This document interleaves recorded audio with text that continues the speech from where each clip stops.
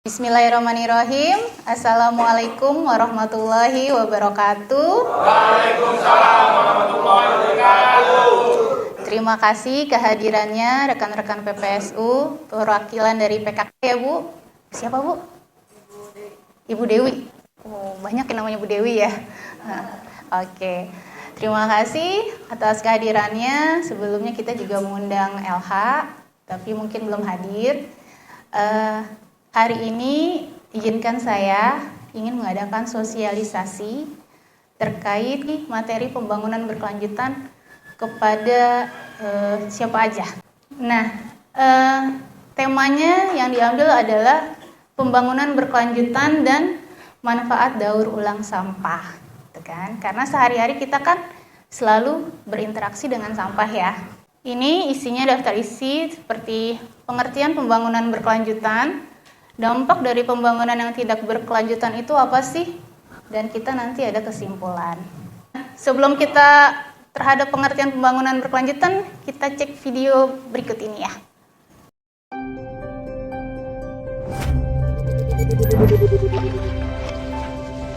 Hi guys! Do you have time for a few quick questions?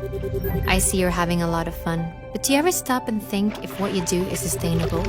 And do you know what sustainable development means? Sustainable development is to make the world a better place for everyone now without destroying the possibilities for the next generations. If you wonder if something is sustainable, you can ask yourself, can we do this over and over again forever?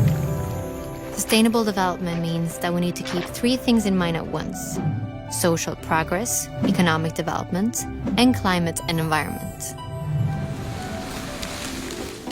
First of all, we have to take care of our planet. We have many natural ecosystems that must be in balance in order for us to live here. The climate system is one of them. This system ensures that the temperature is correct and that the atmosphere emits exactly the right amount of solar energy. When we emit harmful greenhouse gases such as CO2, we clog the atmosphere. This changes the temperatures on Earth, which again affects our development. How we produce and use energy is incredibly important. Oil and coal are examples of energy we may run out of. Water, wind, and sun, however, will always be here. Using the lasting sources of energy that renew themselves is good for the planet and can provide jobs for years to come. Economics. Almost everything we develop, buy, and trade starts with nature.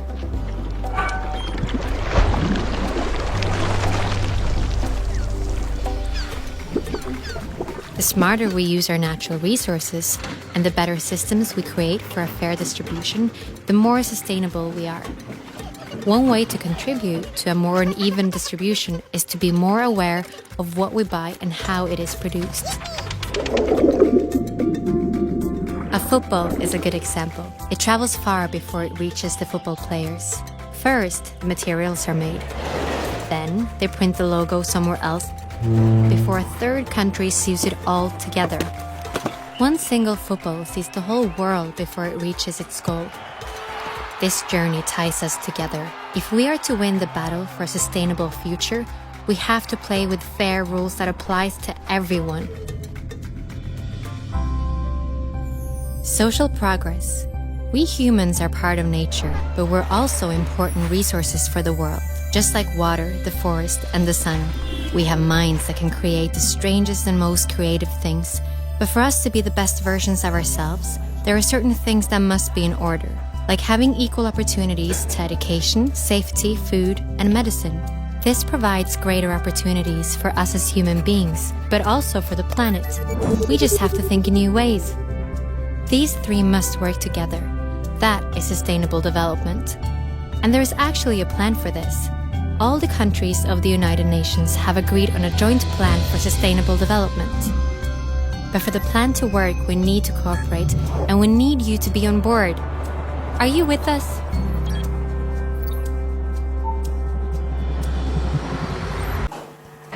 Pembangunan berkelanjutan adalah upaya sadar dan terencana yang memadukan aspek, tadi aspeknya ada berapa? 3 ya.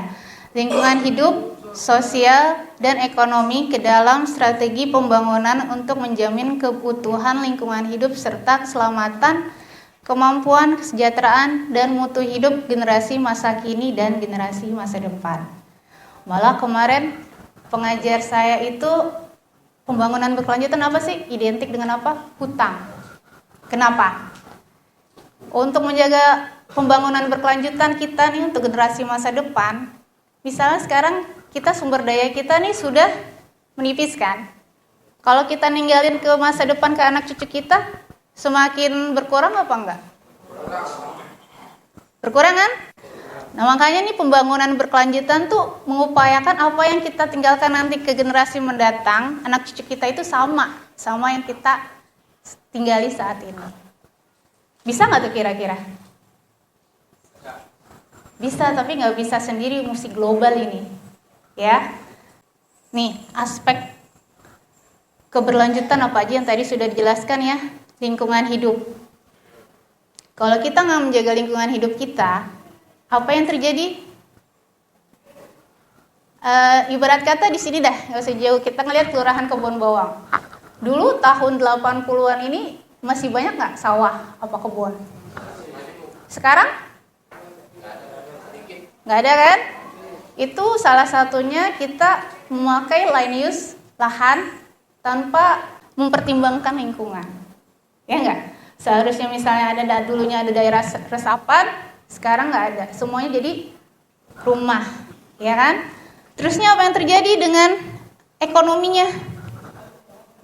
Ekonominya pasti banyak pendatang kan dari luar kemari. Jadinya apa? Ekonomi itu sosialnya apa? Saingan untuk mendapatkan pekerjaan kan? Nah, itu semua adalah unsur dari pembangunan berkelanjutan. Yang contoh nyata ya, yang kita temuin sehari-hari, pencemaran. Pencemaran itu yang pertama ada sampah dan limbah. Sampah domestik, limbah B3 industri. Ini udah kita lihat kan ya, di depan mata kita ya. Makanya saya ngambilnya yang nyata-nyata aja. Sepertinya apa?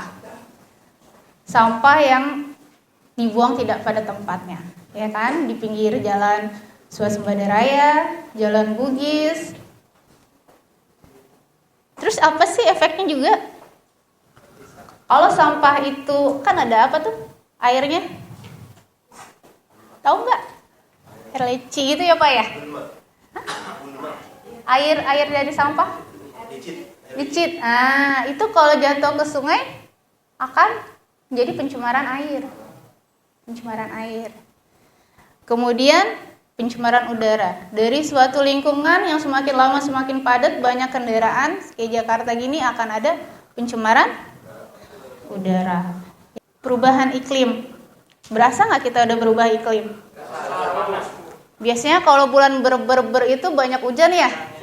Dari September, Oktober, November, Desember, itu biasanya musim hujan ya. Tapi sekarang apa? Jadi ada perubahan iklim ya. Nah, faktor perubahan iklim itu apa sih? Kenaikan suhu. Kenaikan suhu, jadi di kutub tuh itu udah mencair tuh katanya. Nah, nanti kalau kita pembangunan berkelanjutan, kita meninggalkan untuk generasi yang akan datang, kira-kira gimana? Bisa hilang ya itu ya. Kebacakan ini semua ya? Oke. Perubahan iklim menimbulkan ancaman besar terhadap ekosistem, keanekaragaman hayati, pertanian, serta kesehatan dan kesejahteraan manusia. Ini terutama dengan efek gas rumah kaca. Ya kan?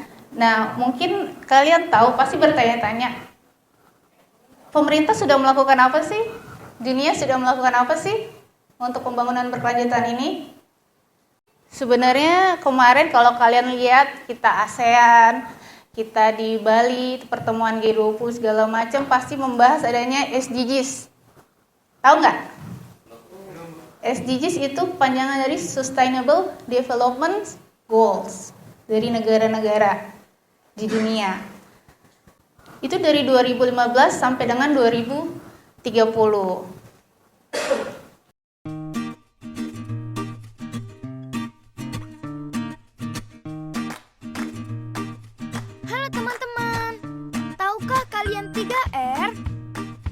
kita cari tahu.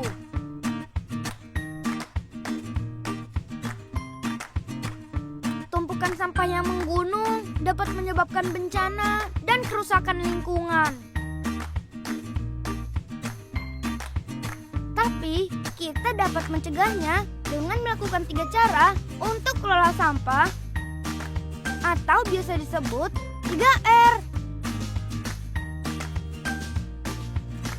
R yang pertama adalah reduce. Reduce adalah mencegah munculnya sampah dan mengurangi sampah yang dihasilkan. Seperti menghabiskan makanan dan minuman, membawa tempat makanan sendiri, memperbaiki baju dan sepatu yang rusak, dan mengurangi pembelian barang dengan kemasan saset. R yang kedua adalah reuse. Reuse adalah menggunakan ulang barang-barang kita agar tidak langsung menjadi sampah. Misalnya, kaleng bekas biskuit jadi tempat menyimpan alat tulis, menyumbangkan buku cerita bekas ke perpustakaan, atau menjadikan mangkuk plastik sebagai pot tanaman. R yang ketiga adalah recycle. Recycle adalah mengubah barang bekas menjadi barang baru agar tetap bermanfaat. Seperti membuat pupuk kompos dari sisa makanan atau kulit buah. Dan mengumpulkan barang bekas dari kertas, plastik, kardus, kaleng, kaca untuk dibawa ke bank sampah. Ayo lakukan 3R dengan aksi nyata.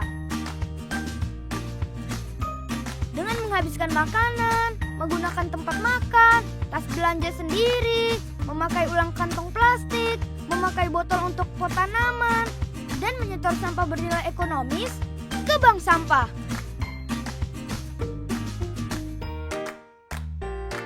Agar sampah tidak menumpuk dan mencemari lingkungan.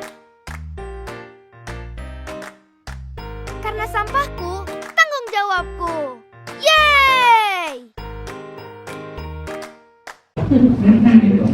Jadi biar kalian tahu nih, nggak mesti harus yang kalian terima informasi mentah-mentah kayak gitu ya.